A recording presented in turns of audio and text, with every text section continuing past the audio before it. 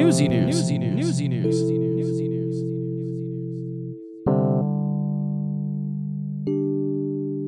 Good morning, good afternoon, good evening, you beautiful people of the internet. My name is Onepeg, and this is another Escape from Tarkov video. This time we're talking about another lore update that BSG decided to release, as well as some small amount of, I guess, community news. First up, BSG posted this image, which looks awful familiar on first glance with the cell phone, but also this little strip of Morse code. The image that was being shared on the cell phone indicates that this is Peacekeeper's cell phone. If you remember, not too long ago, there was an image that was shared by BSG that was of this background, just without the cell phone. And we already got the translation of that, talking about how Lightkeeper was going to push in on their business because they had been trying to barter with like trade items with electronics, and Lightkeeper wasn't happy, and that forced this whole exodus of traders and all of that stuff that we had going on for about a week. Since then, we had a 30% discount weekend that looked as though after the rogues had been kind of all over the place, that maybe we'd be pushing into some kind of like pre-wipe trajectory.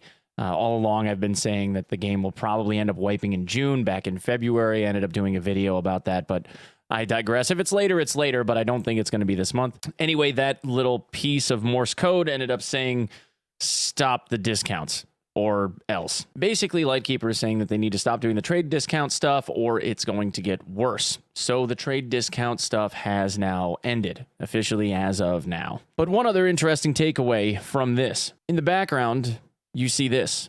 This is a very, very scuffed UBGL.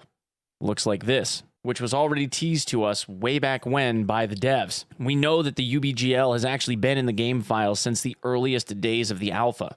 This is something that has been tested in the past. The problem was that when they went to use the UBGL way back when, back in the beginning days, they had to take it out of the game because when you fired the UBGL, it either disconnected everyone from the server or killed everyone on the entire server. So needless to say, there were a couple of bugs with that. Hopefully, by the time they finally implement this, they'll have been worked out, and I would personally look forward to playing with this, especially when we get to finally put it on the bottom of an AK or whatever. So that's it. Basically, the 30% discount is over with. That event is gone, and we now have some, I guess, little bit of teaser lore. I have no idea what's coming from this point on.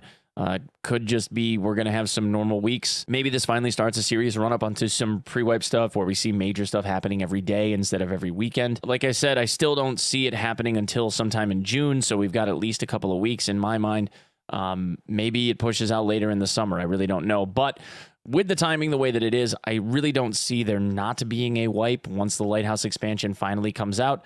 They're just too far along in this process, and not enough people ended up pulling their money into the system. There's still lots of like really rich people hanging around. And now on to the community side of the news. A really well-known tournament organizer, I guess at least in the Tarkov community sense, and now also a brand that runs its own stream team or competitive team, if you want to think about it that way. Although, personally, I don't see Tarkov as a competitive-sided thing at the moment, but that doesn't really matter.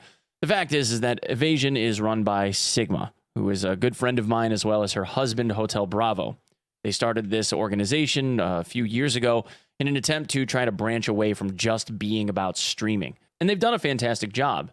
There's been an awful lot of content creators that have participated in their streamer battles, as well as people that have, I guess, risen up through the ranks in viewership for streaming because of that performance, even garnering the eye of the developers at BSG, who now also support them partially with the purses that Evasion offers to its participants. Thousands of dollars per event that they put on, which is pretty nice, especially when you're the winner and you get a $1,500 prize. Now, as of late, Evasion has come under some scrutiny from various angles, one of which was somebody that was trying to say that the winner of the solo Evasion tournament had been cheating, who's named Mandini, and we talked about that in a prior video. For those of you that haven't seen that, I encourage you to go back and check that out. But even more recently, there was an issue with one of their casters.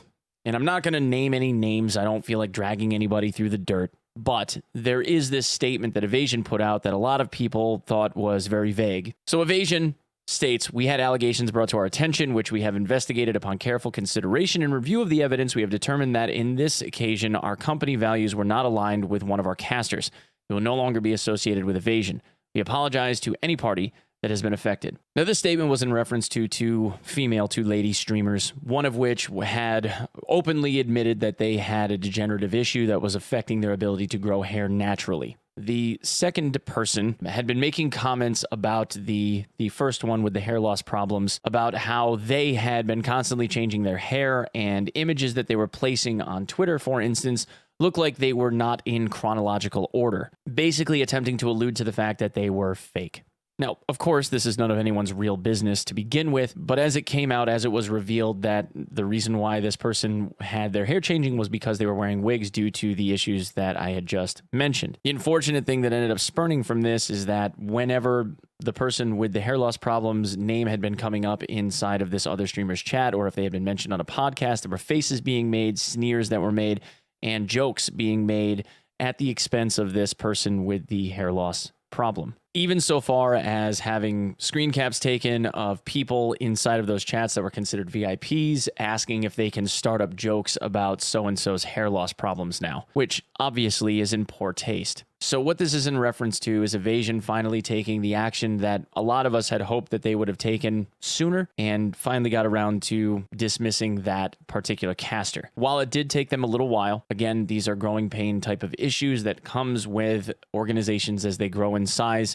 You don't always have the ability to police everyone at every moment of every day. That takes a lot of time and a lot of effort, on top of attempting to obviously organize larger tournament style events like they have been doing over the last few years. I don't necessarily slight Evasion for any of this. Obviously, we would like to see them be able to react faster in situations like this, but the fact is that they reacted at all, and that's what's important. Obviously, it goes without saying, or almost should, trying to make someone the butt of a joke as it comes to physical defect or the way that they speak or the way that they look is petty stuff that should have been left in high school. And while sometimes Twitter and the internet at large and streaming can be and feel an awful lot like high school, we all have to try to remember that we're supposed to be adults. And even though we meme and we joke and we counter troll and all this other stuff, at the end of the day, you shouldn't attack someone's core identity or their core values. That's really petty stuff. And we don't need to be doing that. You know what I mean? Anyway, guys, I just wanted to inform you of that. I hope you guys are having a fantastic week. Hope you had a fantastic weekend. My sister got married over the weekend and she's doing awesome. It was a great ceremony, a beautiful weekend. I hope you guys are having a fantastic Monday, and I will see you in the next one. Peace.